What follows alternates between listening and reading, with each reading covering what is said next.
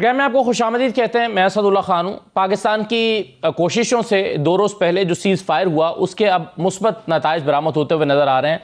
मजमूई तौर पर माहौल कुछ बेहतर हुआ है। अच्छे बयानात सामने आ रहे हैं, अच्छी बातें हो रही हैं। सऊदी अरब और ईरान के जो हुकाम हैं उनका भी आपस में रब्ता हो गया है। अमेरिका है वो भी टॉक्स के हवाले से बड़ा मुस्बत ख्यालात का इजहार करता हुआ दिखाई दे रहा है। तमाम नज़रें इस वक्त इस्लामाबाद टॉक्स पे लगी हुई हैं और उम्मीद की जा रही है कि इससे कुछ ऐसी चीज़ बरामद हो जिससे जो अमन है वो देर पा हो या मुस्तकिल हो, क्योंकि खत्ते की ख्वाहिश भी यही है, लोगों की ख्वाहिश, अवाम की ख्वाहिश भी यही है कि ये जंग किसी के हक़ में नहीं है। शायद इसराइल के अलावा कोई और नहीं चाहता कि ये जंग जारी रहे। ख़ुद अमेरिका भी अब ये नहीं चाहता कि ये जंग जारी रहे, शायद इसराइल चाहता है, क्योंकि लेबनान में हम देख रहे हैं हमले हो रहे हैं और इस हद तक तो अमेरिका ने इसराइल को सपोर्ट किया है और कहा है कि ये जो सीज़ फायर मुआहिदा हुआ है इसमें लेबनान शामिल नहीं था, ये सिर्फ ईरान की हद तक था और लेबनान में हलाकतें भी हुई हैं, वहाँ पर अब ये हमले हो रहे हैं। तो क्या ये जो लेबनान में होने वाले हमले हैं वो इस सीज़ फायर मुआहिदे को मुतासर कर सकते हैं? दूसरी तरफ एक कंट्रोवर्सी आबराए हुर्मुज़ के हवाले से भी है, खुली है नहीं खुली है। ईरान ने इस पर अपना वाज़ेह मौक़िफ़ दिया है और कहा है कि आबराए हुर्मुज़ खुली है, हमने सिर्फ टेक्निकल रेस्ट्रेंट्स की वजह से ये कहा है कि यहाँ से गुजरने से पहले हमें बताया जाए, क्योंकि इसमें कुछ जगहों पर माइंस लगी हुई हैं, किसी को कोई नुकसान ना पहुँचे तो हमें इत्तला दी जाए और एक तरह से वो उसे चाहते हैं कि चैनलाइज किया जाए। लेकिन कहा जा रहा था कि आपने हुर्मुज़ खुलने के बाद दोबारा बंद हो गई है। ईरान ने वजाहत की है कि ऐसा नहीं हुआ है। अब सवाल ये पैदा हो रहा है कि कुछ शराइत हैं ईरान की जो इस फ्रेमवर्क का हिस्सा होंगी जिसके तहत ये टॉक्स हो रही हैं, उस पर किस हद तक अमल दरामद हो सकता है। क्या अमेरिका अपने अड्डों समेत खत्ते में मौजूद रहेगा, अपनी प्रेजेंस रखेगा और क्या उसके नतीजे में कशीदगी के बादल जो है वो मंडलाते रहेंगे? मजमूई तौर पर क्या हम आने वाले दिनों में इस खत्ते के हालात देख रहे हैं, इन चीज़ों पे हम बात करेंगे। मेरे साथ प्रोग्राम में डॉक्टर हुमा बकाई साहबा मौजूद हैं, दिफाई तज्ज़ियाकार हैं। बहुत शुक्रिया डॉक्टर साहब, खुशामदीद। ब्रिगेडियर हारिस नवाज साहब भी हमारे साथ मौजूद हैं। ब्रिगेडियर साहब आपको भी खुशामदीद कहते हैं। अली सरवर नकवी साहब हमारे साथ मौजूद हैं, साबिक सफ़ीर हैं। आपको भी खुशामदीद अली सरवर नकवी साहब। डॉक्टर हुमा बकाई साहबा, जो एक तो इस्लामाबाद टॉक्स पर जैसे मैंने जिक्र किया कि सबकी नज़रें हैं, दूसरा तर्जुमान व्हाइट हाउस ने यह बताया है कि मुज़ाकरात का कौन कौन हिस्सा बन रहा है, उन्होंने ऑफिशियली इसका अनाउंसमेंट किया है। डॉक्टर साहब, इस पर तो हम बात कर ही रहे हैं कि एजाज पाकिस्तान के हिस्से में आया है कि पाकिस्तान इन टॉक्स को होस्ट भी कर रहा है, पाकिस्तान ने सीज़ फायर में भी बड़ा कलीदी किरदार अदा किया है और पूरी दुनिया ने इसको तस्लीम किया। अब ये कोशिशें कितनी बारावर होती हैं, आपकी उम्मीदें क्या हैं? देखिए, ये तो पाकिस्तान फरीक नहीं है, पाकिस्तान मीडिएटर है, पाकिस्तान निगोशिएशंस को होस्ट कर रहा है और पाकिस्तान ने इस हद तक चीज़ों को लाने में एक बहुत अहम किरदार अदा किया है। चाहे वो ईरान से बातचीत हो, चाहे वो अमेरिका से हो, चाहे वो सऊदी अरब, चाहे वो चाइना के असर रसूख को इस्तेमाल करना हो ईरान को निगोशिएटिंग टेबल पे लाने के लिए। तो ये जो डिप्लोमेटिक फुटवर्क पाकिस्तान ने किया है, this will go down in history. ये तो काम स्टैब्लिश कर दिया पाकिस्तान ने कि वो एक इंतहाई कॉम्प्लेक्स, मेरे ख्याल है सेंचुरी का कॉम्प्लेक्स तरीन कॉन्फ्लिक्ट में फोर्थ कर सकता है, जिसको जिस वक्त ये पाकिस्तान कर रहा था उस वक्त भी 2 दफा समझिए जो पीस के लिए कोशिशें थी उनको सबोटाज किया गया। तो ये किरदार तो nobody can take it away from Pakistan. दूसरी अहम बात ये कि बहुत हाई प्रोफाइल डेलीगेशन यूएस से आ रहा है। वाइस प्रेसिडेंट, ये मेरे ख्याल है 2 दहाइयों के बाद इतना हाई प्रोफाइल बंदा यूएस से पाकिस्तान आ रहा है। It has not happened in the past for a very long time. In fact 2 prime ministers हमारे जो बुश थे उस जमाने में, जो प्राइम मिनिस्टर्स थे, उनसे फोन तक पे बात नहीं हुई थी जी। तो जो रिलेशनशिप की गुड स्पेस शुरू हुई थी, उस रिलेशनशिप को पाकिस्तान ने सिर्फ अपने जाती मफाद के लिए इस्तेमाल नहीं किया, खित्ते में अमन के लिए इस्तेमाल किया है। हैविंग सेड दिस, अब ये रिलेशनशिप किस तरह चलेगी, क्योंकि एक बहुत हाई प्रोफाइल डेलीगेशन आ रहा है यूएस से, स्टिफकॉफ हैं, ट्रम्प के सन इन लॉ हैं और वाइस प्रेसिडेंट हैं। तो इसका मतलब है कि सीरियसनेस ऑफ पर्पस तो है जी। और यूएस भी एग्जिट चाहता है। इसी तरह ईरान से कुछ तहफ़्फ़ुज़ात का इजहार हुआ है, लेकिन कभी भी ये नहीं कहा गया है कि हम कॉन्वर्सेशन से बैक ऑफ कर रहे हैं। जी। जाहिर है एक 10 नुकाती फॉर्मूला है, उसमें कुछ चीजें एक्सेप्टेबल होंगी, कुछ नहीं होंगी, कुछ गिव एंड टेक होगा, लेकिन की चीजें जो हैं वो टेबल पे रहेंगी। मेरा ख्याल है हुर्मुज़ का कंट्रोल एक की चीज होगी, क्योंकि वो अब ईरान के पास एक ट्रम्प कार्ड बन गया है अपनी सिक्योरिटी गारंटी का। जी। और मेरे ख्याल है अड्डों पे भी कोई कॉम्प्रोमाइज हो सकता है, क्योंकि ऐसा तो नहीं हो सकता कि ईरान कहे कि जी ये मेरी विश लिस्ट है और आप पूरी की पूरी मान लें। अमेरिका की भी कुछ सेंसिटिविटीज होंगी। फॉर एग्जांपल वेंस ने जो यूरेनियम की इनरिचमेंट है उस हवाले से कहा it's not about a right, it's about what is acceptable and what is not acceptable। और Iran by the way uranium की इनरिचमेंट पर टेक्निकल लेवल टॉक्स पे आ गया था, वो की इशू नहीं था ईरान के लिए। मुझे नहीं पता अब अगर हो गया हो, क्योंकि अब ईरान की जो वनरेबिलिटी बढ़ाई अमेरिका और इजराइल ने मिलके, उस वनरेबिलिटी के बढ़ने के बाद वो कुछ गारंटीज अपने लिए ढूंढ रहा है, और मेरे ख्याल है वो गारंटीज लेकर इस कॉन्वर्सेशन से उठेगा। बहुत अहम सवाल इसमें जी डॉक्टर साहब ये उठता है कि आपने जैसा खुद भी जिक्र किया कि होर्मुज़ का कंट्रोल किसके पास रहेगा, तो ये बड़ा अहम सवाल है, क्योंकि ईरान आपने कहा कि ट्रम्प कार्ड बन गया है। तो ब्रिगेडियर हारिस साहब आपकी राय इस पे क्या है, क्योंकि कैसे इसको ट्रम्प छोड़ सकता है अपना कंट्रोल इस पे, क्योंकि अभी तो उसने ये जंग जीती ही इसी बुनियाद पर है कि उसका होर्मुज़ के ऊपर कंट्रोल था। उनके बकौल उन्होंने अगर जीती है और वो समझते हैं कि उन्होंने अमेरिका को उसके इरादों में कामयाब नहीं होने दिया और शिकस्त दी है, तो फिर ये जो होर्मुज़ का कंट्रोल है ये किसके पास होगा, इसका फ्यूचर क्या है? देखिए असद बड़ी सिंपल सी ये डूएबल है, खासतौर पे ईरान के लिए। ईरान के 4-5 बड़े सेंसिटिव हैं जिसके ऊपर वो कॉम्प्रोमाइज नहीं करेगा। नंबर 1 कि मेरे ऊपर आइंदा के लिए गारंटी होनी चाहिए कि ईरान और अमेरिका और Israel will never attack. Number 1 which is doable, very clear. Number 2 कि मेरी जब आके ये कंफर्म होता है और कि मैं एनरिचमेंट नहीं करूंगा 460 किलोग्राम ऑफ एनरिच्ड यूरेनियम जो है वो कहाँ जहाँ उसकी सेटिस्फैक्शन में भी रशिया चला जाए, चाइना चला जाए या कोई और सेफ जगह पे चला जाए, and then subject to IAEA की इंस्पेक्शन के बाद अगर वो कंफर्म करते हैं all removed, nothing there, and confirm कि वो 2% 3% जो वो नॉट अंडरग्राउंड और उसको एनर्जी चाहिए, ये भी डूएबल है। ये भी ईरान अमेरिका के एतराज यहाँ खत्म हो गया। नंबर 3 वो ये कहेगा जी क्योंकि अब सारा कुछ मेरा ये न्यूक्लियर खत्म हो गई, so please lift economic sanction which America has to do. Rafi ने कहा भी कि हाँ जी हम पार्सल उठा लेंगे, मीन कि पड़ेगी जब कुछ कल क्लियर हो गया है मिला ना। एक है it's only state of Hormuz की बात है, इसको मेरे ख्याल में वो ये ईरान यही कहेगा जी कि मेरा आपने इतना बड़ा लॉस हुआ है and I have to reconstruct रीएश एवरीथिंग मैंने करनी है। आपने मेरी नेवी भी उड़ा दी, मेरी एयरफोर्स को नुकसान पहुंचाया, आपने मेरे तमाम स्ट्रक्चर 1 लाख के करीब बिल्डिंग ला दी, प्लान कर दिया, सब कर दिया, आई तो रिकवर है और मेरा इस पे वो थोड़ी सी लेकिन अल्टीमेटली मेरे ख्याल में वो प्रिपेयर होगा, ये उसको मिल जाएगा। ये मेन और सेकंड बेसिस अमेरिका भी इंटरेस्टेड नहीं होगा बेसिस में। देखें जब उसका न्यूक्लियर खत्म हो गया, हाँ एक रह जाएगा मिसाइल कैपेबिलिटी, ईरान इस पे कॉम्प्रोमाइज नहीं करेगा और करना भी नहीं चाहिए जी। अगर ये कहेंगे जी 500 किलोमीटर ज्यादा मिसाइल की रेंज नहीं होगी, दैट इज अनफेयर। बिल्कुल सही है, आपने कहा कि बेसिकली उसके पास वो जो ड्रोन कैपेबिलिटी है उस पर वो कॉम्प्रोमाइज़ कर नहीं सकता, क्योंकि बेसिक डिफेंस सिस्टम तो उसके पास होना ही चाहिए। ये कैसे हो सकता है कि बेसिक डिफेंस राइट ही आप उससे ले लें?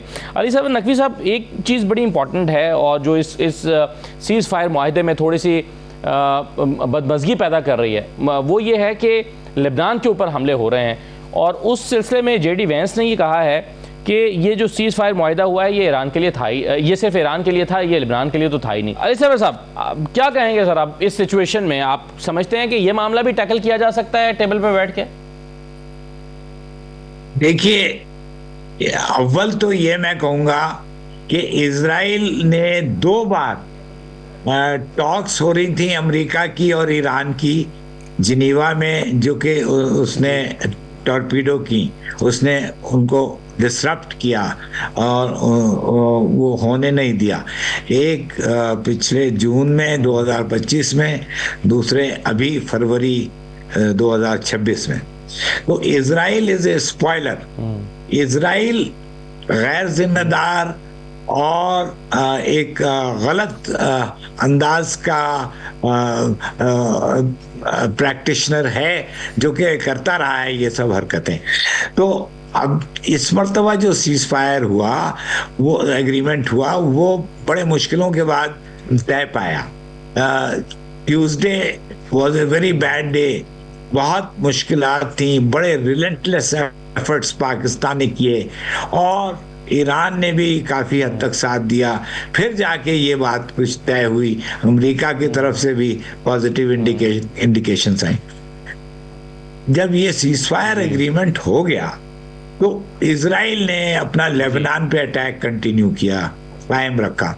तो ये वो खास एक उसकी खसलत है कि वो कोई भी मुआहदा हो रहा होता है, अमन की तरफ कोई भी पेश कदम आगे बढ़ते हैं, तो वो उसको डिसरप्ट करता है।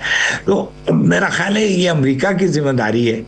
अमेरिका इजराइल के काम को रोके, हरकतों को रोके, और अमेरिका उसको ये एहसास दिलाए कि अगर ये जंग कंटिन्यू होती है, फर्ज किया किसी वजह से टॉक्स फेल हो जाएं या कुछ नहीं, अल्लाह ना करे, तो इजराइल की जो शामत आएगी वो बर्दाश्त नहीं कर सकेगा।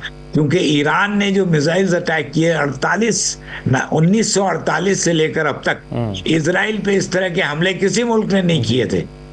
इजराइल में apartment blocks, office blocks, schools, colleges, even synagogue, उनकी इबादत गाहें वो तबाह हुई हैं मिसाइल अटैक से, और लोग सड़कों पे आ गए हैं, लोग घर छोड़ के भागे हैं। तो बहुत से लोग तो इजराइल छोड़ के भाग रहे हैं। तो ये जो वहाँ तो सेंसरशिप है, फिर ऐसे में इजराइल को तो सबसे पहले ख्वाहिश का इजहार करना चाहिए ना कि जंग रुक जाए, सीज फायर का सबसे बड़ा उसको हामी होना चाहिए। आपने लफ्ज इस्तेमाल किया कि वो स्पॉइलर है। वो क्यों स्पॉइलर है? वो क्यों चाहता है कि ये जंग ना रुके, जबकि उसका बहुत बड़ा नुकसान भी हुआ है? बहुत बड़ा नुकसान हुआ है, लेकिन स्पॉइलर इसलिए है कि नेतन्याहू की अपने जहनियत इसमें एक आंसर बन जाता है, एक फैक्टर है। वो नेतन्याहू जंग को कंटिन्यू करना चाहता है। नेतन्याहू अगर जंग रुक जाती है, नेतन्याहू की गवर्नमेंट प्रॉब्लम में आ जाएगी, उसके बाज़े मिनिस्टर्स गवर्नमेंट छोड़ के चले जाएंगे, वो वजीर आज़म नहीं रहेगा, गवर्नमेंट उलट जाएगी, इलेक्शंस होंगे। तो उसके ज़ाती मफाद के खातिर वो इस तरह की हरकतें कर रहा है। तो ये आई think this matter can be handled by the US. Trump अगर चाहे तो इसको नेतन्याहू को रेन इन कर सकता है।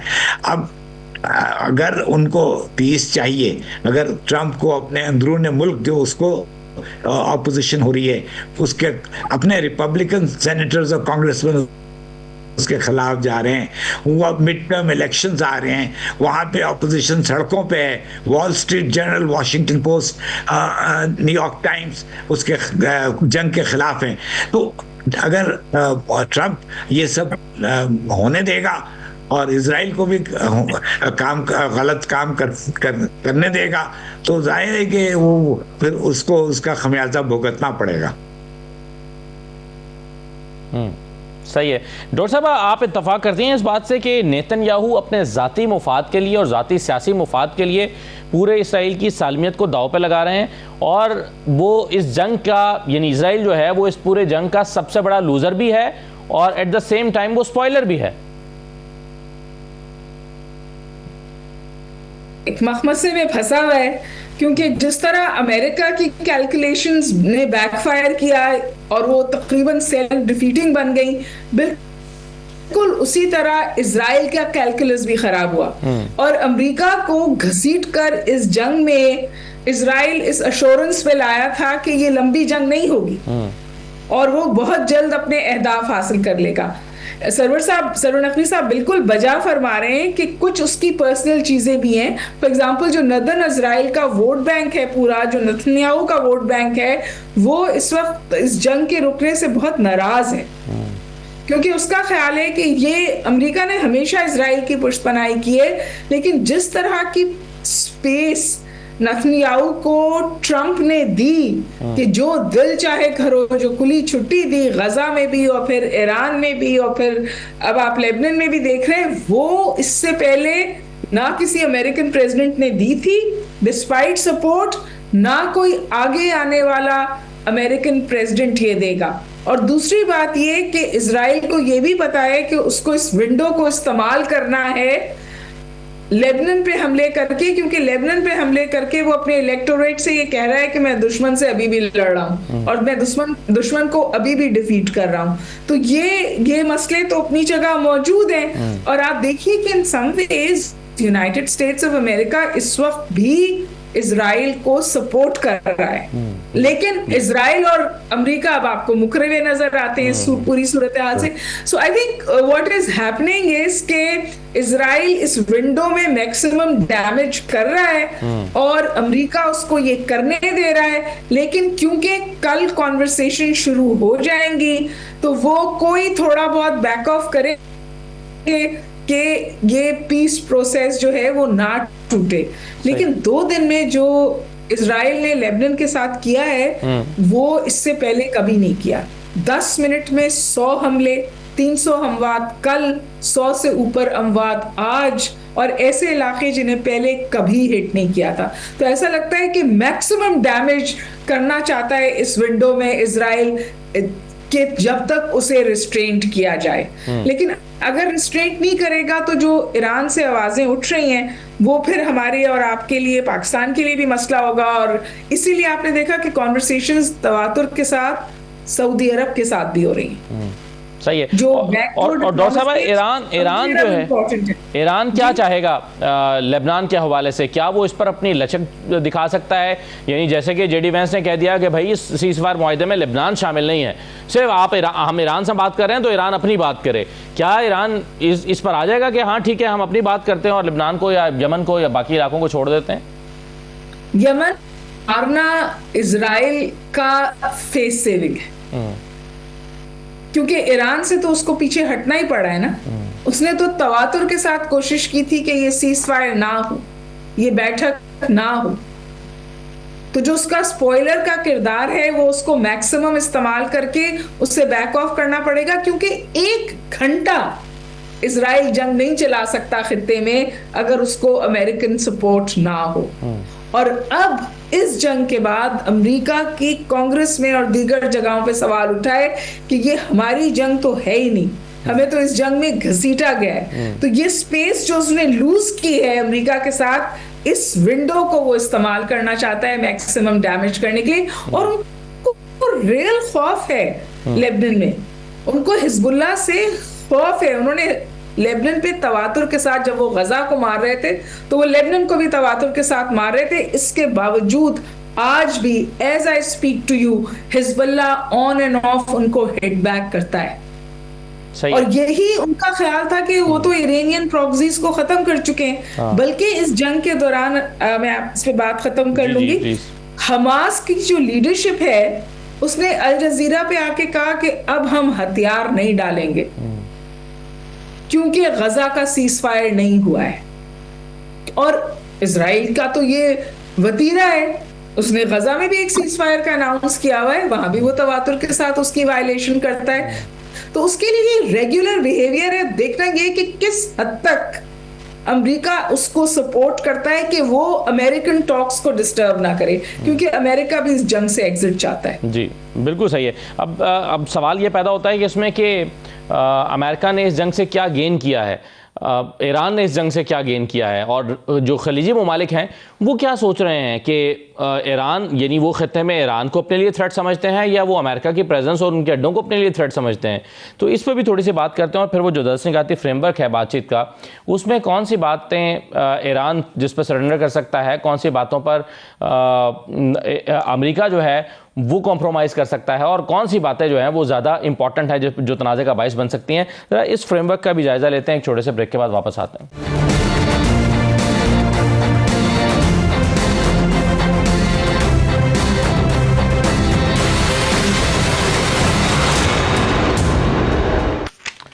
ब्रेक के बाद दोबारा आपको खुशामदीद कहते हैं। हम ईरान और अमेरिका की बात कर रहे हैं, इजराइल की बात भी कर रहे हैं, जाहिर है सऊदी अरब भी एक अहम फरीक है।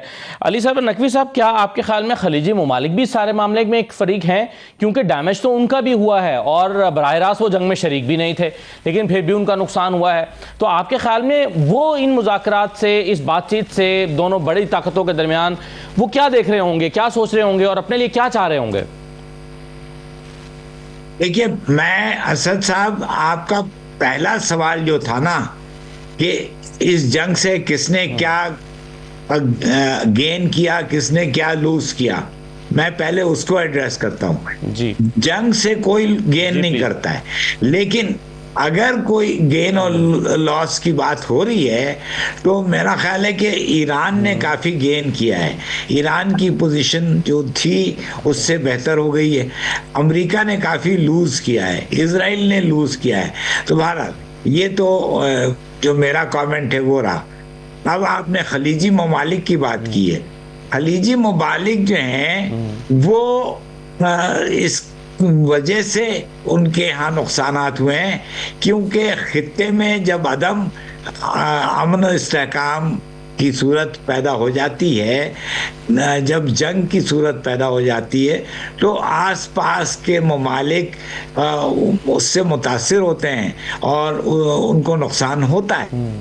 लेकिन ईरान का मौक़िफ़ ये है कि उन्होंने अमरीकी तनसीबात पे हमले किए, अमरीका वो उन ममालिक पे नहीं हमले किए। और आज तो ईरान और सऊदी अरब के वज़राए ख़ारजा में भी टेलीफोनिक गुफ्तगू हुई है।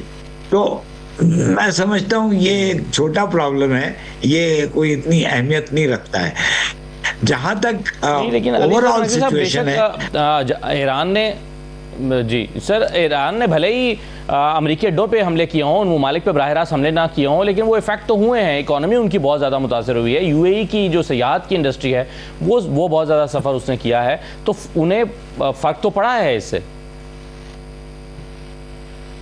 वो तो पड़ा है, वो मैं खुद मानूंगा फौरन। हर शख्स कहेगा कि वो हुआ है नुकसान।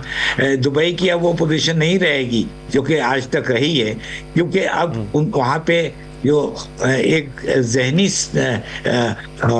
तहफ़्फ़ुज़ का जो एहसास था, ये जहनी भी होता है, साइकोलॉजिकल।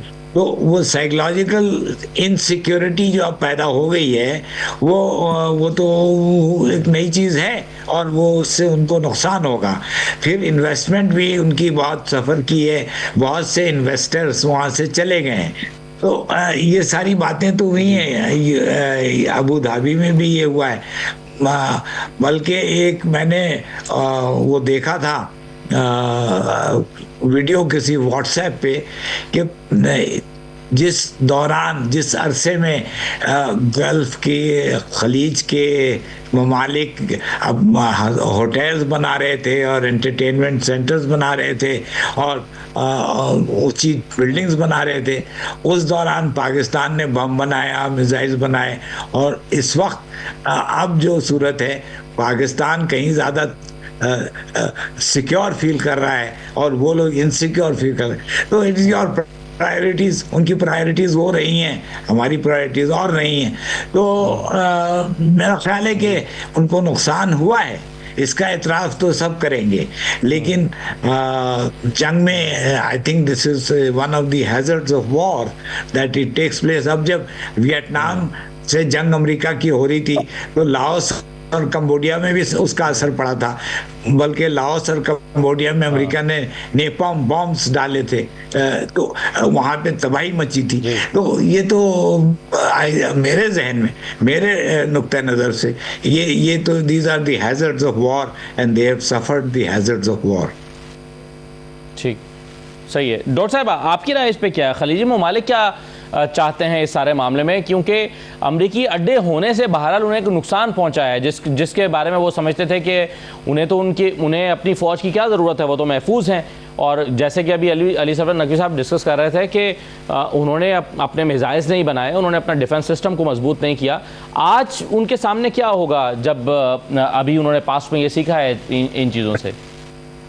देखिए, मेरा ख्याल है कि जो वेस्ट एशिया है उसका सिक्योरिटी आर्किटेक्चर अब बिल्कुल वैसा नहीं होगा जैसे हमने आज तक देखा है। और उसकी बदलाव उस वक्त शुरू हो गया था जब सऊदी अरेबिया ने अपने जो सिक्योरिटी फ्रेमवर्क है उसको पाकिस्तान का उसका हिस्सा बनाया था और उस सूरत हाल को इंस्टीट्यूशनलाइज किया था। चाहे हमें अच्छा लगे या बुरा लगे, I think Iran is back in the game. और ईरान की जो ये स्टैचर है ये ख़त्म नहीं होने वाला, ये रहेगा, ईरान के कंट्रोल्स रहेंगे। और इस वजह से अमेरिकन सिक्योरिटी फ्रेमवर्क जो असूलन एक्सपोज हुआ कि वो कभी गल्फ स्टेट्स के लिए था ही नहीं, वो तो इजराइल के लिए था। जो ये एक्सपोजर हुआ है ना, जिस तरह कतर पे हमला हुआ, फिर उसके बाद ये जो अड्डे थे ये इजराइल के लिए इस्तेमाल हुए, कुजा उसके कि इन स्टेट्स के लिए इस्तेमाल होते। इस एक्सपोजर ने न सिर्फ ये कि इस रिलेशनशिप को खराब किया है, बल्कि मैं आपको बताऊं कि जो अमेरिका की ट्रांस अटलांटिक रिलेशनशिप है, यानी यूरोपियन कंट्रीज से जो ताल्लुकात थे, नेटो का जो किरदार था, ये सब री इन्वेंट होगा। नेटो को अब ट्रंप ने खुद इतना कमजोर कर दिया और उसके नतीजे में अपनी रिलेशनशिप यूरोप से इतनी कमजोर कर दी कि इस वक्त जब उसने मदद मांगी यूरोपियन अलाइज से तो कोई ओन करने को तैयार नहीं था ट्रंप को। तो लोग मतलब अंदर से अमेरिका के लोग कहते हैं कि इतना आइसोलेटेड और इतना ह्यूमिलेटेड अमेरिका हमने कभी नहीं देखा। देखिए, अमेरिका जंगों में जाता है, उसको लोग वॉर एडिक्ट कहते हैं, लेकिन वो उसका कद इतना बड़ा था कि वो सबका नुकसान कर कर तकरीबन अनस्कैच्ड बाहर निकल आता था। जो ईरान के साथ ये सूरत हाल बनी है ना, इसने उसकी क्रेडिबिलिटी को हर्ट किया है। वो जो उसकी पावर और वेल्थ और ये जो नाकाबिले तस्खीर हार्ट पावर की मिथ थी ना, वो ईरान ने ब्रेक कर दी। और दूसरी बात ये कि जहां तक जो मुझे लगता है जरूर होगा दूसरी चेंज, वो ये है कि ईरान अब छुपके या सामने अपने आप को थ्रेशोल्ड न्यूक्लियर स्टेट जरूर बनाएगा, क्योंकि ईरान तैयार हो गया था न्यूक्लियर अफसरदगी को भी बैक करने को और उन मिसाइल्स की रेंज को भी कम करने को, जिस वक्त नेगोशिएशंस को जिनेवा में सबोटाज किया। उस वाली कंप्लायंट, कॉम्प्रोमाइजिंग, अकोमोडेटिंग ईरान को अब आप दोबारा नहीं देखेंगे। और जो लीडरशिप बदली है ये हॉकिश है। जो आप स्पॉयलर्स की बात करते हैं ना, अगर आप लोगों से बात करें तो वो कहते हैं सिर्फ इजराइल स्पॉयलर नहीं है, जो पासदारान हैं उनमें भी कुछ ऐसे एलिमेंट्स मौजूद हैं जो नहीं चाहते कि अमन हो, जो चाहते हैं कि ये जंग हम जारी रखें और हम जितना नुकसान कर सकते हैं इजराइल का हम करें। तो ये स्पॉयलर्स जो हैं ये दोनों साइड पर मौजूद हैं। तो इसलिए जरूरी है कि जो अमन चाहते हैं वो आगे बढ़े, लेकिन जो शक्ल हमें याद है या हमने देखी है वो अब दोबारा नहीं होगी, उसमें 200% तब्दीली आई। सही है विकी साहब। अब जो नई रजीम आई है ईरान में, डॉक्टर साहबा कह रही हैं वो हॉकिश है। डोनाल्ड ट्रंप पिछले काफ़ी अर्से से कह रहे हैं कि यही रजीम तो हम चाहते थे, ये रजीम जो है ये मुआहिदा करना चाहता है, ये रजीम अच्छा है, ये यही रजीम चेंज है। तो इनफैक्ट ये भी सिर्फ अपनी फेस सेविंग के लिए डोनाल्ड ट्रंप कहते रहे हैं, क्योंकि हमने ये भी देखा कि इस सारे दौरानिए में उनके बयानात भी बहुत बदलते रहे हैं। तो अब खित्ते की कंक्लूड करते हुए ब्रिगेड साहब, आपको आइंदा दिनों में इस पूरे खित्ते की शक्ल क्या दिखाई दे रही है? देखिए, एक तो बात है, अगर फेस सेविंग की बात करनी है तो अमेरिका के से जो उनको फेस सेविंग चाहिए, उनकी एयरफोर्स ख़त्म कर दी, नेवी ख़त्म कर दी, रजीम चेंज इस चंद में के 50 मार दिए, उनके स्पिरिचुअल लीडर को मार दिया, ये ख़त्म कर दिया, न्यूक्लियर को कमज़ोर कर दिया, मिसाइल लॉन्चर 80% ख़त्म कर दिया, ये फेस सेविंग है। But otherwise, America could not achieve its targets. Let's be very honest about it. ना वो न्यूक्लियर को खत्म कर सका, ना वो मिसाइल को खत्म कर सका। मिसाइल ये रेंज ये ज़्यादा स्ट्रॉन्ग हॉकिश, बिल्कुल उमा ठीक कह रही है, ये वो स्ट्रॉन्ग टीम आई है जो डील भी कर रही है, ना स्ट्रेट ऑफ हॉर्मोज को खुलवा सका, ठीक है, सारी चीजें फेल हैं, लेकिन फेस शिपिंग के लिए भी उसको तबाह कर दिया ताकि उसको फेस से मिले सुपर पावर है, ओके एग्रीड। ईरान ने बहुत गेन किया है, ईरान का मॉरली हाई ग्राउंड सब कुछ कर लिया है। इस वक्त व्हाट आई थिंक हो सकता है कि अगर पाकिस्तान, तुर्की, इजिप्ट, चाइना मिल के अगर समझाए खलीजी मालिक को, तो ईरान और खलीजी मालिक should get together now, it is enough, don't get divided, you are more strong when you are all together, use your resources, Pakistan, ठीक, डोंट गेट डिवाइडेड, सब मिलकर आगे बढ़ सकते हैं। बिल्कुल ठीक है, बहुत शुक्रिया, मेरे पास वक्त खत्म हुआ। ये हारिस नवाज साहब बहुत शुक्रिया, डॉक्टर हुमा साहिबा, अली साहब नकवी साहब प्रोग्राम में शिरकत करने का शुक्रिया। एक छोटा सा ब्रेक लेते हैं, ब्रेक के बाद वापस आते हैं।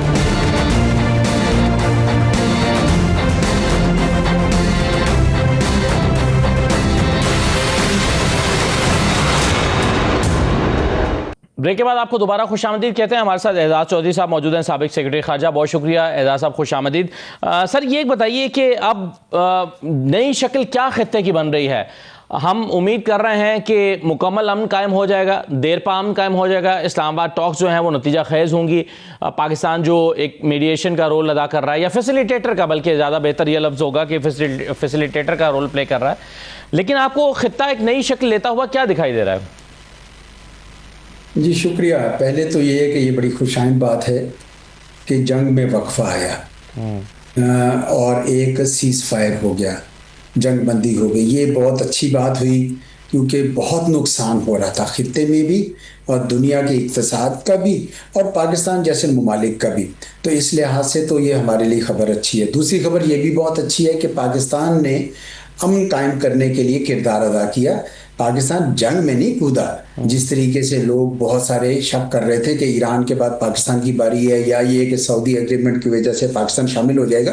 पाकिस्तान ने सिर्फ वो किया जो उसे करना चाहिए था, यानी अमन के लिए काम किया और सारी दुनिया का एतमाद हासिल किया, खुसूसन ईरान और अमेरिका का।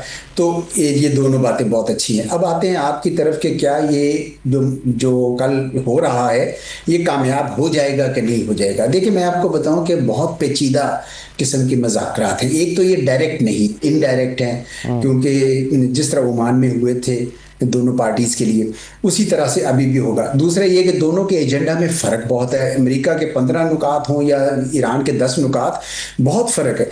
अमेरिका ये चाहता है कि ईरान जो है वो स्ट्रेट ऑफ हॉर्मुज़ खोल दे और अपनी न्यूक्लियर प्रोग्राम को दोबारा से डी एनरिच करे जितना उसने किया हुआ है, और ईरान चाहता है कि अमेरिका खलीज से अपने अड्डे सारे ले जाए और कोई गारंटी दे कि कोई किसी किस्म का दोबारा अटैक नहीं होगा, हमारी जो खर्चे पूरे किए जाएं।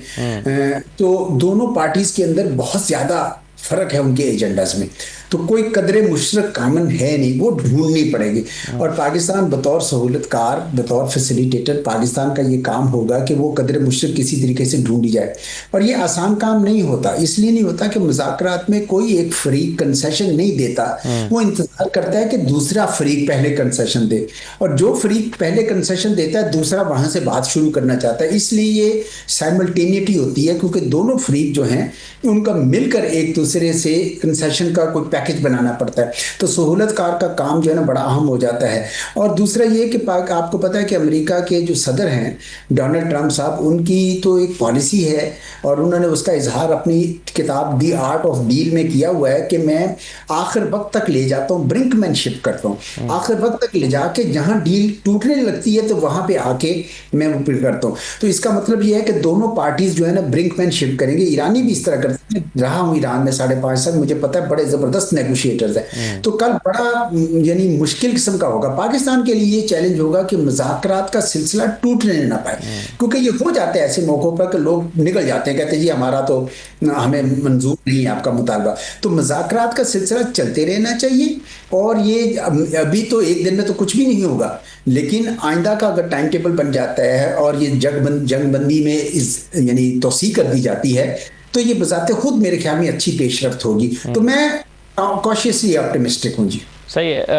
एजाज साहब, जाहिर है ये तो नज़र आ रहा है कि अमेरिका इस जंग में दोबारा कूदना नहीं चाहता, यानी वो चाहता है कि पहले ही वो फेस सेविंग चाह रहा था, जंग से निकलना चाह रहा था, लेकिन कम से कम वो क्या चाहेगा अपनी फेस सेविंग के लिए कि इससे कम तो उसे गवारा नहीं है, यानी जो मुतालबात या जो फ्रेमवर्क जिस पर हम बात भी कर रहे हैं उसमें से कम जिस पर वो कॉम्प्रोमाइज़ कर ही नहीं सकता, वो क्या है? दो चीजें, एक तो ये कि वो न्यूक्लियर के ऊपर वो चाहेंगे कि दोबारा ओमान में जो मुज़ाकरात हुए थे उस तक ले जाए ईरान, और दूसरा वो ये चाहेंगे कि स्ट्रेट ऑफ हॉर्मुज़ खोल दीजिए। तो कम से कम ये दो चीजें देखें, स्ट्रेट ऑफ हॉर्मुज़ उनकी इज्जत बेइज्जती का मामला बन गया है। उन्होंने खुद पहले अपनी मिलिट्री से खोलने की कोशिश की, फिर उन्होंने इत्तेहादियों से अपील की, लेकिन वो नहीं खुली। तो उनके अब खलीजी इत्तेहादी भी कह रहे हैं कि जनाब आपने तो स्ट्रेट ऑफ हॉर्मुज़ भी बंद करा दिया, आपने कैसा जंग किया आपने, ईरान तो वहीं का वहीं खड़ा है। तो चुनांचे मेरे ख्याल में वो कम से कम ये जरूर चाहेंगे कि ये खुल जाए। लेकिन ये भी याद रखिए कि जब आप कोई चीज लेना चाहते हैं कम से कम, तो आपको कम से कम देना भी पड़ता है कुछ, तो वो कम से कम आप क्या देंगे ये भी तो उनको सोचना होगा ना।